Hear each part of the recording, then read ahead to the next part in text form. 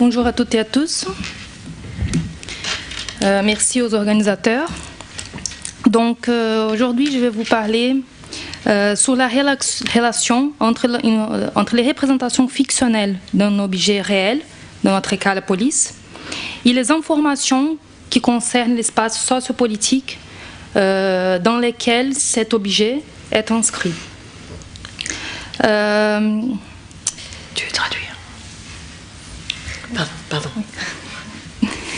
Donc cette relation, elle va être observée à partir d'éléments qui sont présents dans ces films, éléments qui vont nous faire penser, qui vont nous amener à une certaine esthétique du réalisme.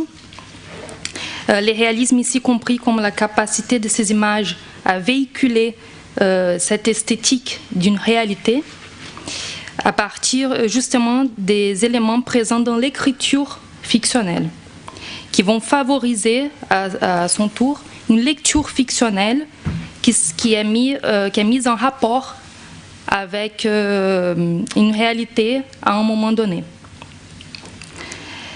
Donc, je commencerai par une contextualisation synthétique de l'ambiance sociopolitique des 15 dernières années à Rio de Janeiro en ce qui concerne le phénomène de la violence urbaine. Dans un deuxième temps, je vous présenterai 3 moments de la cinématographie brésilienne qui correspondent à l'évolution des préoccupations esthétiques et politiques dans l'écriture filmique. Ensuite, je vous proposerai les résultats d'une analyse des 2 films de fiction et d'un documentaire qui ont été réalisés par un même cinéaste, José Padilha. Et cette analyse, elle était faite à partir d'un regard centré sur les relations existantes entre les éléments qui vont composer cette esthétique réaliste et les manières de faire de ces cinéastes. Et pour conclure, je postulerai qu'à partir de la présence de certaines modalités de réalisme dans les discours médiatiques fictionnels, il est possible de comprendre les représentations de la police en tant qu'information réelle sur l'institution policière, ce qui nous amène à reconsidérer l'idée de la vérité fictionnelle exposée par Jean-Pierre Eskenazi lors d'un ouvrage qui s'appelle « La vérité de la fiction ». Donc le Brésil semble avoir atteint ces 15 minutes de gloire, on va dire, depuis quelques temps, en raison de sa nomination comme siège de 3 grands événements sportifs. La Coupe des Confédérations, qui aura lieu cette année, la Coupe du Monde en 2014, les Jeux Olympiques qui auront lieu à Rio de Janeiro en 2016. Si le Brésil était pendant longtemps symbole de soleil, plage et carnaval, il s'avère qu'aujourd'hui, le pays est devenu internationalement connu également par les phénomènes de violence urbaine incarnés dans l'image des favelas de Rio. Et c'est ainsi que depuis la redémocratisation du pays à partir de 1985, les gouvernements successifs ont fait de la problématique de la sécurité publique leur emblème de campagne sans toutefois réussir le déploiement d'un projet sécuritaire durable pour la ville. Donc, comme on peut voir, les années 90 ont assisté à de nombreux événements tragiques concernant les polices de Rio. Parmi les plus médiatisés, les 2 massacres perpétrés par la police militaire en 1993, à savoir l'assassinat de 8 enfants des rues à proximité de l'église Candelaria, qui était connue comme les massacres de la Candelaria, et les meurtres de 21 habitants de la favela de Vigário Geral, dans la région nord de Rio. En 2000, sa transmission en direct par les médias de la séquestration d'un autobus par un jeune homme armé et l'incompétence du groupe d'élite de la police militaire dans la résolution de l'affaire qui feront la une des journaux. 2 ans plus tard, 2 productions cinématographiques vont renforcer le sentiment d'insécurité des habitants de Rio et le manque de confiance dans ces polices.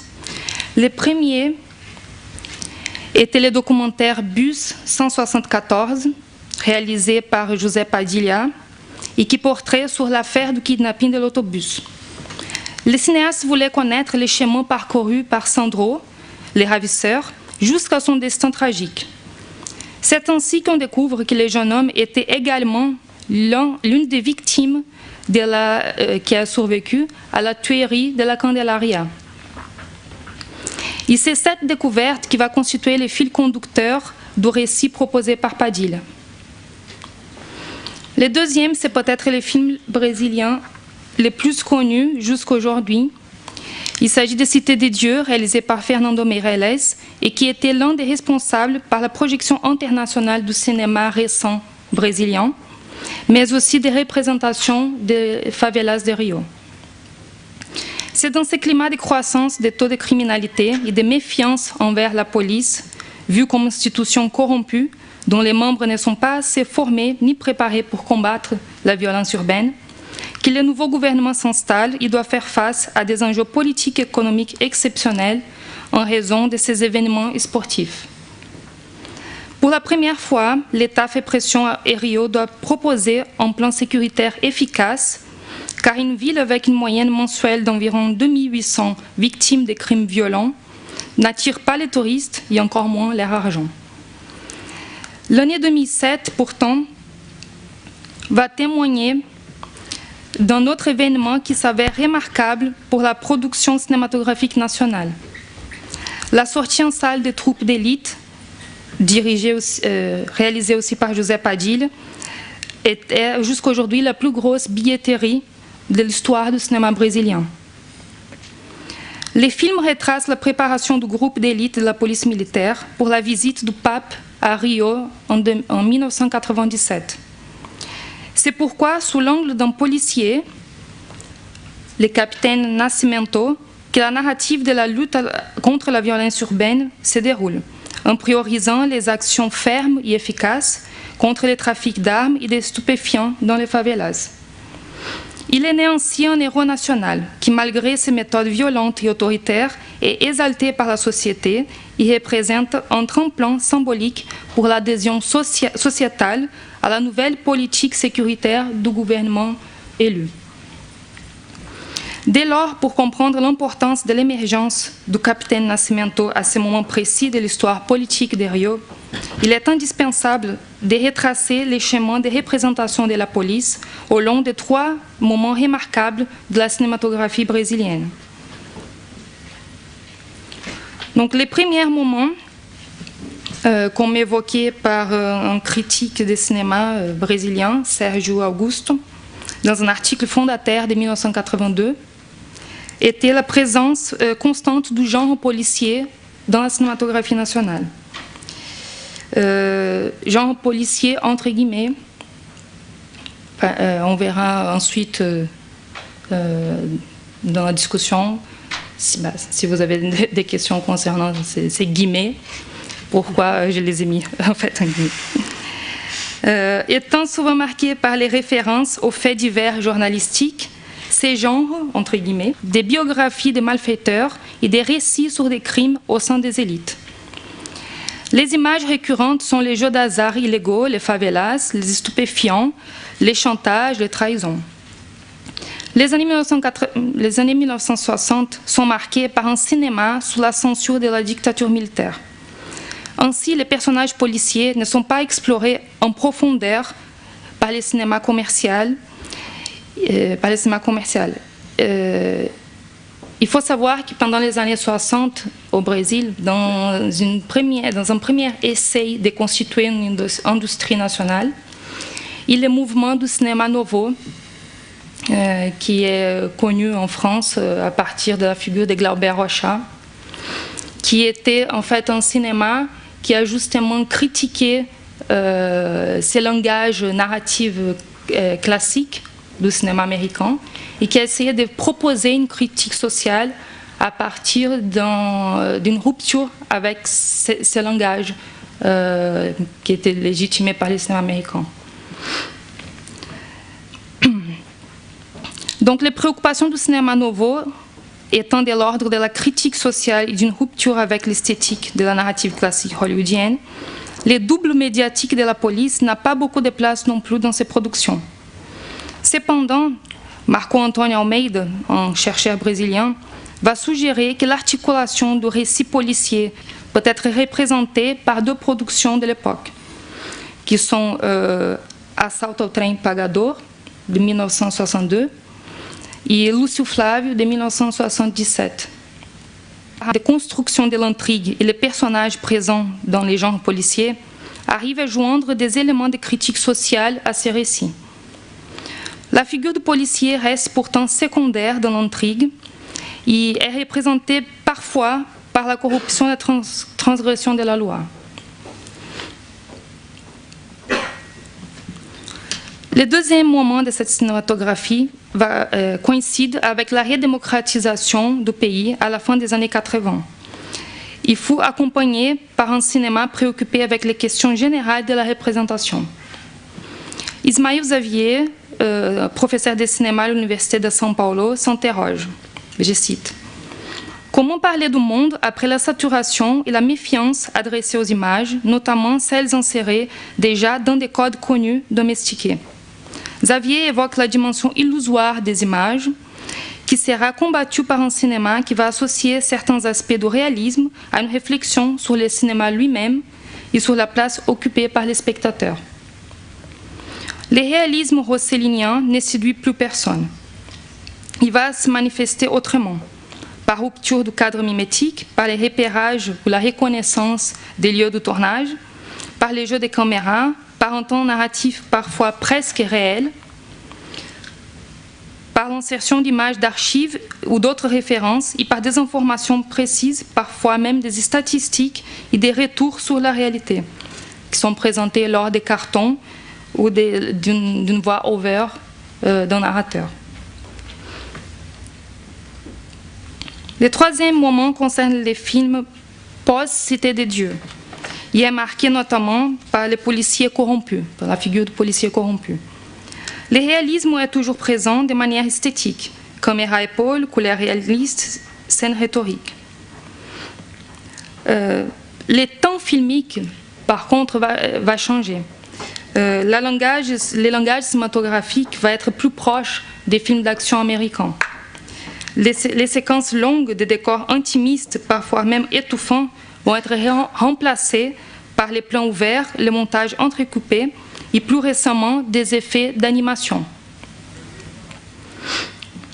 Ainsi, l'émergence des personnages plus complexes, avec les profils psychologiques plus développés, sera marquée par la figure du policier violent, autoritaire, adhérent à la logique de torture, mais contraint par la présence des médias. Pardon, je me suis... La mise en scène d'événements réels, comme la visite du pape, les kidnappings de bus, la lutte pour faire vivre une radio communautaire libre dans une favela, la création d'organisations criminelles ou l'installation d'une commission parlementaire d'enquête sur les milices parapolicières, vont être explorées dans l'objectif de situer les spectateurs dans une réalité connue, familière. La voix over est assez présente et indique les retours sur l'espace de l'intimité des personnages. Mais ces personnages ne vont pas se confesser au spectateur, ce qui se passe dans l'histoire racontée. Le spectateur n'a plus besoin de deviner, d'imaginer les motivations et les visions des mondes des personnages. Afin d'illustrer ce troisième moment de la cinématographie brésilienne, ou ce qu'on appelait le cinéma récent, les résultats de l'analyse des procédures de production de 3 films, dont la figure de la police est centrale. Dans Bus 174, Padilha restitue le kidnapping de l'autobus à Rio à partir d'images d'archives des chaînes télévisées qui étaient présentes, en ajoutant les déclarations des policiers qui ont participé de l'opération, mais aussi des victimes, de l'ancien sous-secrétaire de sécurité, des journalistes qui ont aussi participé de l'événement, d'amis et des familiers de Sandro. Padilha raconte lors d'un entretien qu'il a travaillé avec un détective privé et un avocat afin de recueillir les documents officiels et les fichiers d'antécédents criminels de Sandro. Le résultat a été un portrait humain de Sandro, contrairement au discours de la presse, une dénonciation de l'impuissance des institutions brésiliennes, face aux questions sociétales, y compris de la police. Padilla a été très critiqué dans l'espace public et taché même des militants radicaux de gauche pour avoir proposé une lecture de l'événement à partir de l'histoire de vie d'un malfaiteur. Cependant, ce qui va nous intéresser, ce sont les rencontres que la réalisation de ce documentaire a permis aux cinéastes. Des documentaristes, Padilla devient réalisateur de fiction 5 ans plus tard. Troupe d'élite aborde cette fois-ci la question de la sécurité publique sous les regards d'un policier du groupe d'élite de la police militaire, les BOP. Il faut savoir que ce groupe a été créé à l'époque de la dictature militaire et qu'il conserve les méthodes violentes et autoritaires propres de la guerre, mais avec pour mission de combattre les groupes armés dans les favelas de Rio. Les deux personnages principaux, André Matias et Capitaine Nascimento, sont inspirés de deux anciens policiers du BOP, Pimentel et Batista, qui Padilla a rencontrés lors du documentaire et qui ont participé non pas seulement à l'écriture du scénario avec leurs propres histoires de vie, mais à la préparation des acteurs. Padilla a passé longtemps avec les BOP afin de comprendre les vicissitudes de l'institution. Il a également travaillé avec les scénaristes de Cité de Dieu, Mantovani, et avec la préparatrice des castings, Fatima Toledo, qui a aussi préparé les acteurs non professionnels qui ont joué dans la Cité de Dieu.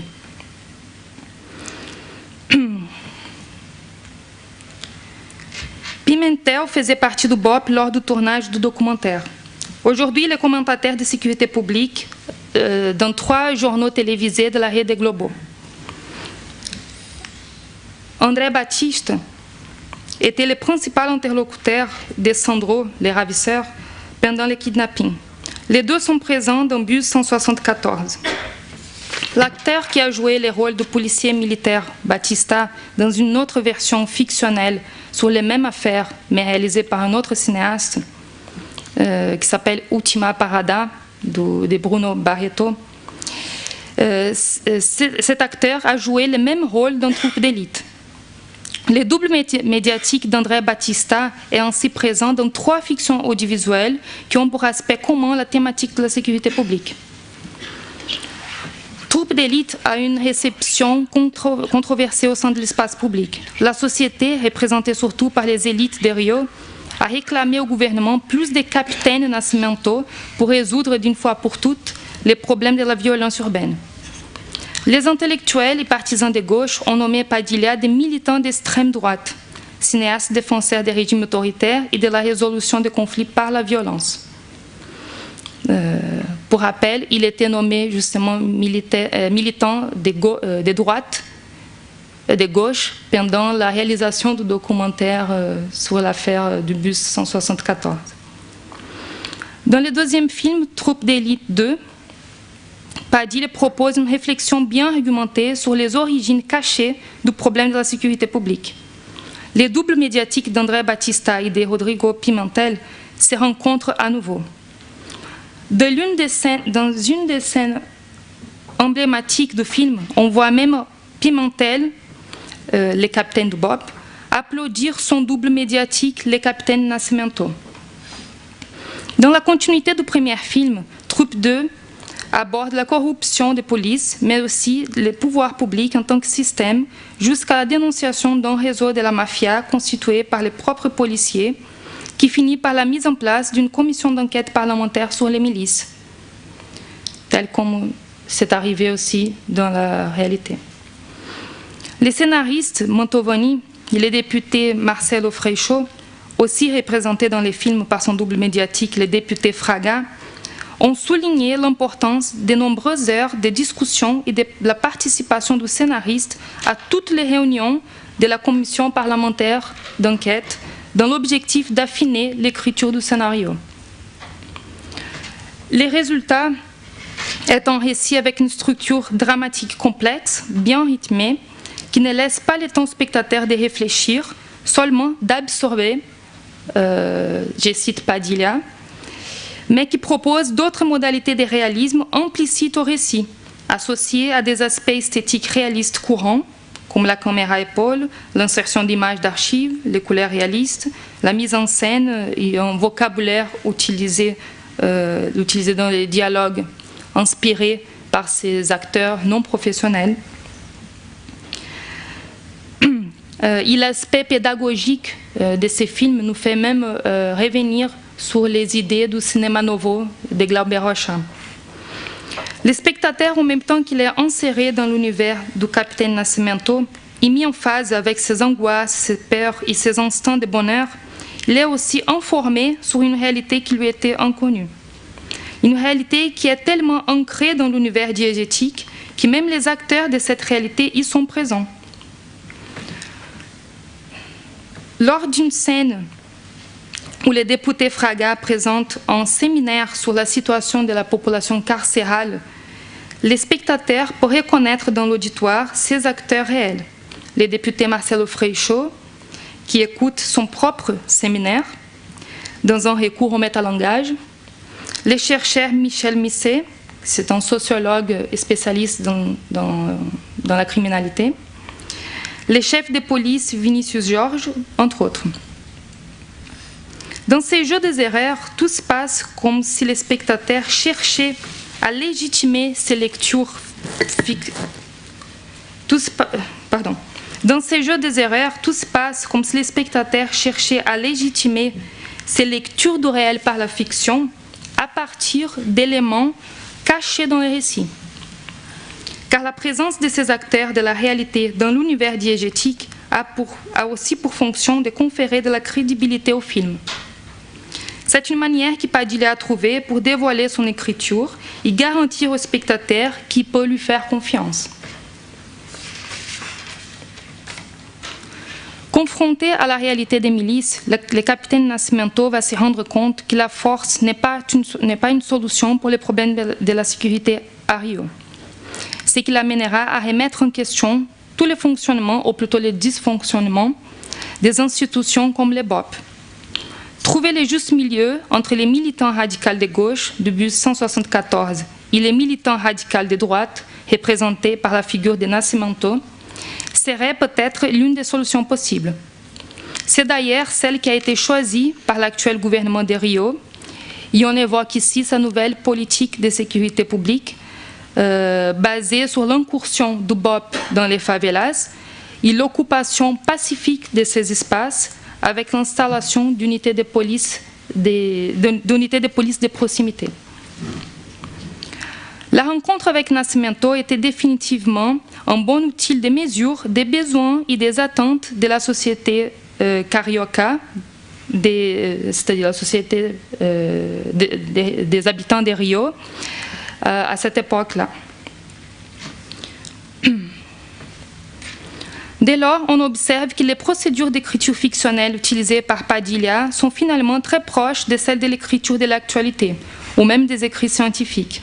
L'encadrement d'un phénomène, un travail de terrain conséquent, des hypothèses de travail sur un objet réel, la réalisation d'enquêtes et d'entretiens et des entretiens individuels et la méthode de l'observation participante. Ainsi, l'exemple des troupes d'élite 2 invite à s'interroger sur l'idée courante d'un double univers, celui de la fiction et celui de la réalité. Or, si la porosité des frontières est constatée et si le réalisme peut assumer d'autres couches dans l'écriture fictionnelle que celles déjà connues, pourquoi insister sur cette posture binaire? La vérité fictionnelle d'Eskenazi peut éventuellement être retrouvée dans d'autres espaces qui se réclamaient par son hypothèse analogique. Cela ne veut pas dire non plus que la fiction est la réalité, ou encore moins que tout peut être fiction. Il s'agit seulement de ne pas négliger le caractère informatif de ces fictions.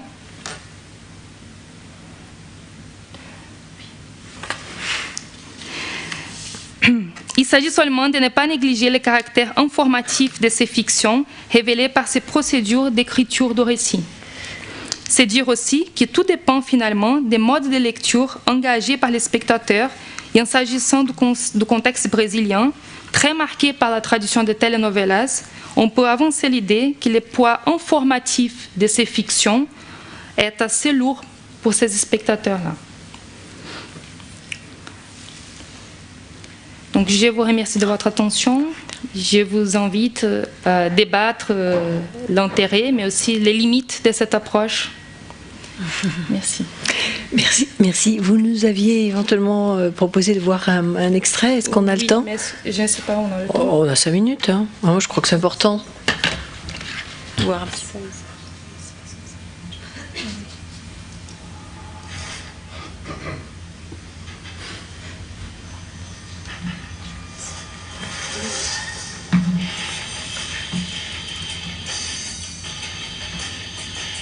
On ne peut pas l'avancer. On va y arriver. Hein.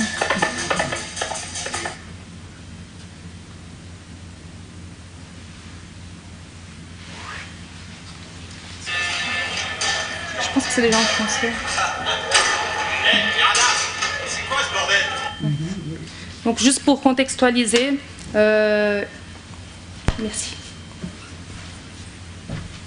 Dans une prison à Rio qui s'appelle Bangu 1, où sont les pires criminels de Rio sont enfermés, il y a un conflit entre les prisonniers. Et le BOP, il est présent, il est prêt à entrer dans cette prison. Il tuait, s'il faut, tous ceux qui ont commencé ce conflit. Donc le gouverneur, préoccupé avec tous les discours des droits de l'homme, il invite les représentants majeurs des droits de l'homme dans les prisons, qui est le député Fraga, à discuter avec les prisonniers pour éviter cette tuerie. Donc voilà, il arrive. Vous pouvez m'expliquer ce qui se passe? Je vois un gros plan sur Berada. Zoom sur son visage. Il est juste en face de toi, André. Dis-moi ça. Ça va, c'est bon, ça roule. Avec tout le respect que je vous dois, on s'occupe de nos problèmes. Compris? Vous croyez ça? Vous êtes malade? Berada a son arme à la main. On va faire ce qu'on a à faire, monsieur Fraga. Bon, écoutez-moi attentivement. Le Bopé est en position et il va tous vous tuer. C'est nous qui allons buter tout le monde si on nous fait chier. Mais enfin, réfléchis un peu, Berada. Réfléchis une seconde. Le Bopé en a rien à foutre des détenus de cette prison. S'il n'attaque pas, c'est parce que je suis entré, c'est évident. Il s'en sort pas trop mal, surtout vous bougez pas. Sans moi, vous êtes tous foutus. Libérez les otages. Allez, on a votre parole. Mais oui, laissez-les partir. On a votre parole, monsieur Fraga. Libérez-les, Berada. Votre parole de... Je prendrai la place des otages. Mais réfléchissez, putain. Je fais entrer prendre leur place et on pourra discuter tranquillement. Fais ce que je te dis, Berada.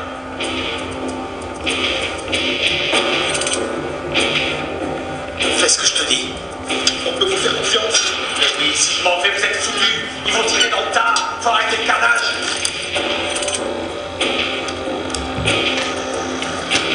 Libère les otages, qu'on en finisse. Il y en a assez de toute cette merde. Arrêtez le massacre. Fais ce que je te dis, putain. Poligno, laisse-les sortir. Ah, quand même. Fais-les sortir et ferme-la. Ils viennent de détacher le premier otage. Fraga contrôle la situation. Ils lui obéissent. Nous, on reste calme. Il ouvre la porte. Il ouvre la porte. Attention, ils vont sortir. Un otage libéré. 2 otages libérés. Fraga entre avec eux. Surtout, restez calme. Non, André. Non, n'y allez pas. Putain. Si tu bouges, je te bute.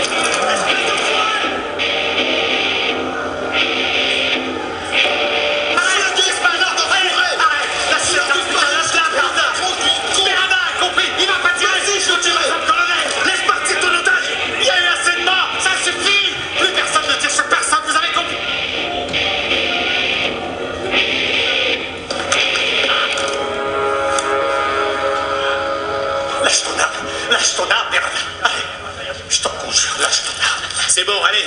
Lâche ton arme, allez, lâche ton arme, Berada. C'est bon, lâche ton arme et c'est tout. Je te dis d'avoir confiance. C'est bien. Mathias a sauté sur l'occasion. Il a fait ce qu'on lui avait appris au Bopé. Il a tué l'agresseur pour sauver l'otage. Le problème, c'est qu'un 7,62, ça fait un petit trou en entrant. Mais en sortant, ça fait un trou gros comme une mandarine.